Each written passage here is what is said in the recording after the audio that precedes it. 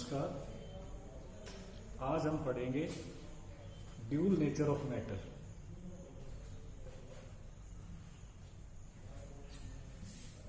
हमारा टॉपिक है dual nature of matter. Dual nature से क्या तात्पर्य है?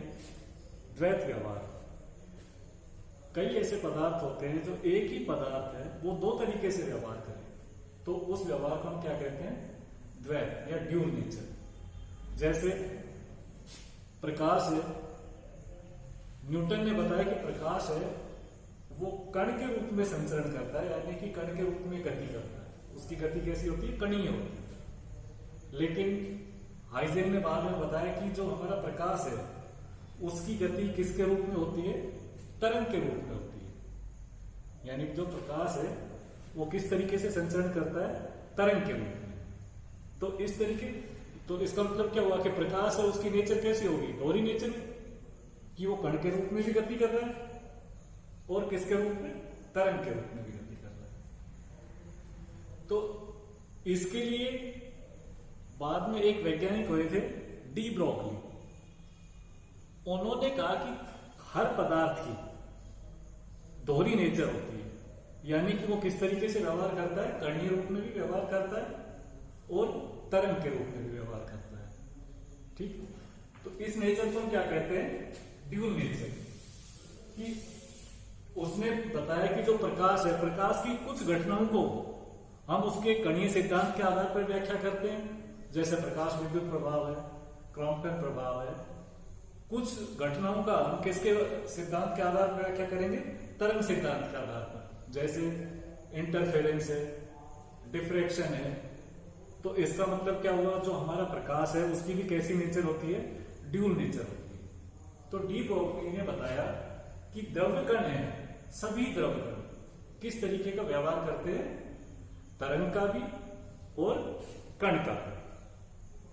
उन्होंने प्लांक और आइंस्टीन समीकरण का उपयोग करके तरंग यानी कि द्रव्यमान और तरंग दैर्घ्य में एक संबंध स्थापित किया। प्लांक सिद्धांत के अनुसार और आइंस्टीन सिद्धांत के अनुसार हम ऊर्जा की गणना करते हैं। आइंस्टीन सिद्धांत के अनुसार ऊर्जा की वैल्यू क्या होती है? E=mc²। ये किसके अनुसार होती है? आइंस्टाइन के अनुसार। प्लांक के अनुसार ऊर्जा क्या होती है? E=hν। ये किसके अनुसार होती है? प्लांक। समीकरण 1, समीकरण 2। यहां पर E क्या है? एनर्जी है। M क्या है? मास है, द्रव्यमान है। C क्या है? वेग है, वेलोसिटी है प्रकाश का।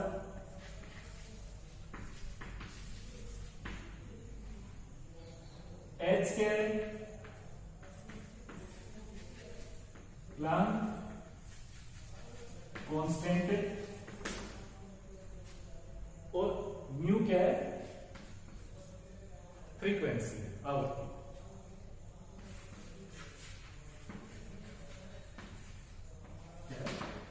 फ्रीक्वेंसी।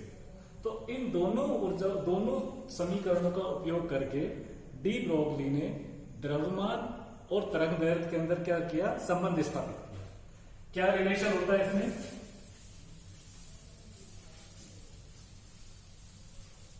तो इक्वेशन 1 और 2 के अनुसार mc² किसके इक्वल होगा? hν। और हमें पता है कि म्यू बराबर क्या होता है?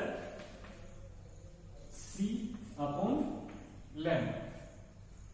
यहां पर लैम्डा क्या है? वेवलेंथ, तरंग दैर्घ्य।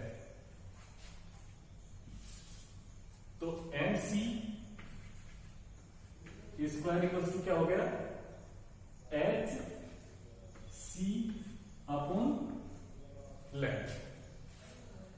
या हम इसको क्या लिख सकते हैं? M C equals to H upon lambda, या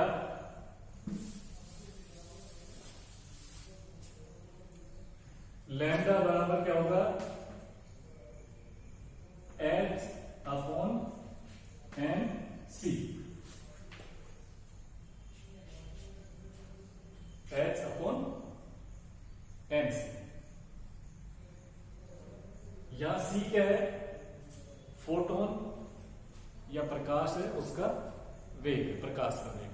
अगर हम कोई अन्य कोई द्रव कण ले तो क्या हो गया, lambda equals to H upon M. ठीक, तो ये रिलेशन स्थापित किया किसने, डी ब्रोग,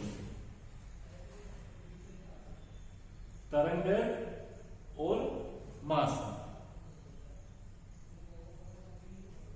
एम भी किसके इक्वल होता है, संवेग। P इक्वल्स टू क्या होता है, एम वी, किसके इक्वल होता है ये, संवेग।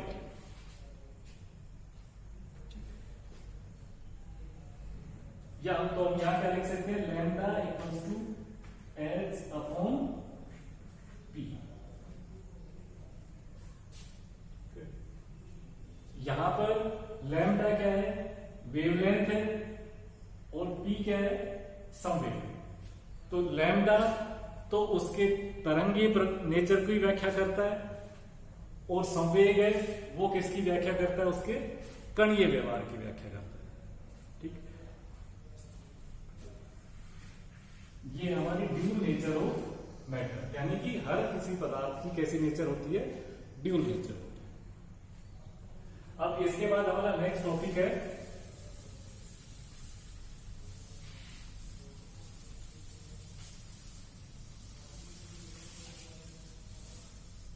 हाइजेनबर्ग का अनिश्चितता का सिद्धांत।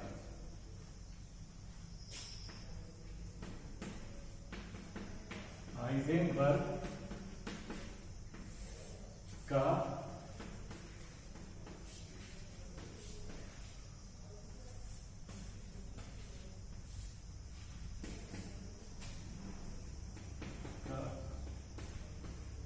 सिद्धांत।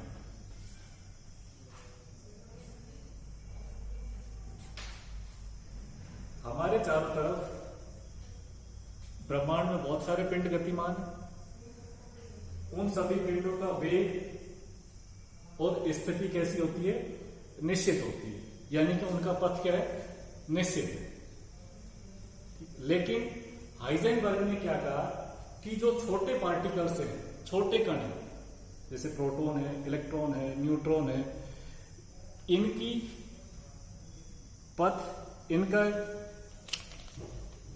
स्थिति और संवेग,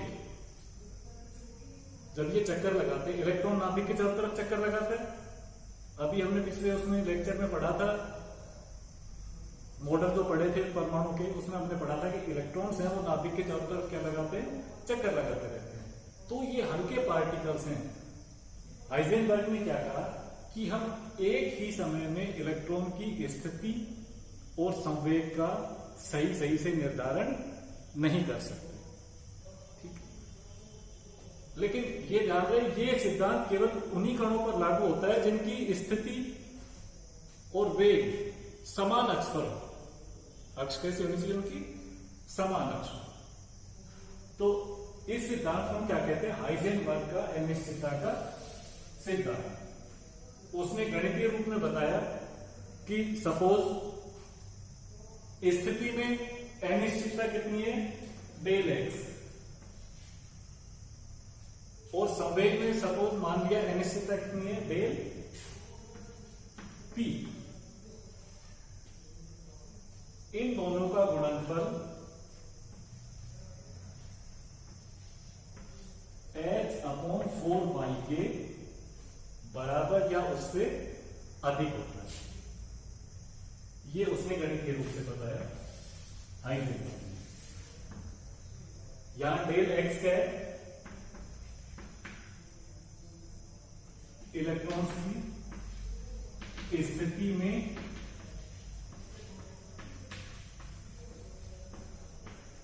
अनिश्चितता, डेल पी क्या है, संवेग में अनिश्चितता, एच क्या है,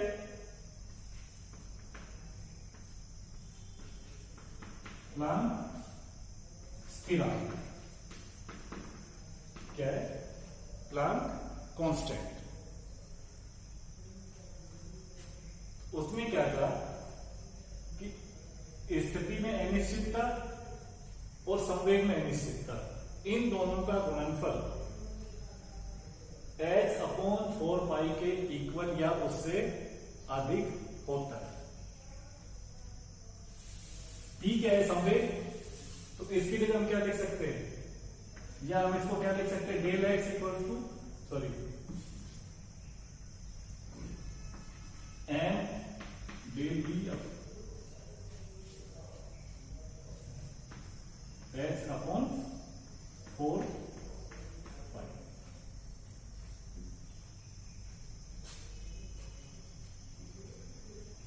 यहां h/4 क्या है, कांस्टेंट है, h की वैल्यू कांस्टेंट होगी, पाई की वैल्यू कांस्टेंट होगी, तो हम क्या लिख सकते हैं,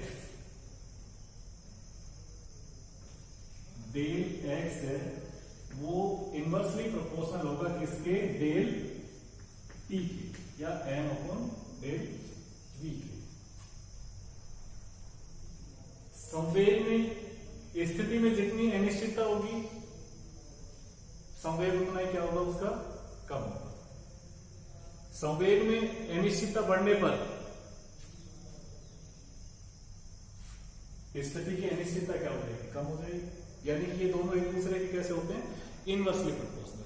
जैसे अभी बताया था कि इलेक्ट्रॉन्स हैं वो नाभिक के चारों तरफ क्या लगाते हैं, चक्कर लगाते हैं। जैसे ये सपोज हमारा नाभिक है, इसके चारों तरफ कोई इलेक्ट्रॉन, ये इलेक्ट्रॉन चक्कर लगा रहा है, ठीक है। तो इसकी स्थिति का निर्धारण करने के लिए जैसे इस पे कोई विकिरण रेडिएशन इसके ऊपर डालेंगे, विकिरण डालते ही इसका पथ क्या होगा, चेंज हो जाएगा। इसकी स्थिति क्या होगी, क्योंकि इलेक्ट्रॉन कैसा है, हल्का पार्टिकल, तो जैसे ही रेडिएशन इससे टकराएंगी इसकी वेलोसिटी में क्या आएगा, अंतर आएगा, और वेलोसिटी में अंतर आते ही क्या होगा, इसके संवेग चेंज हो जाएगा।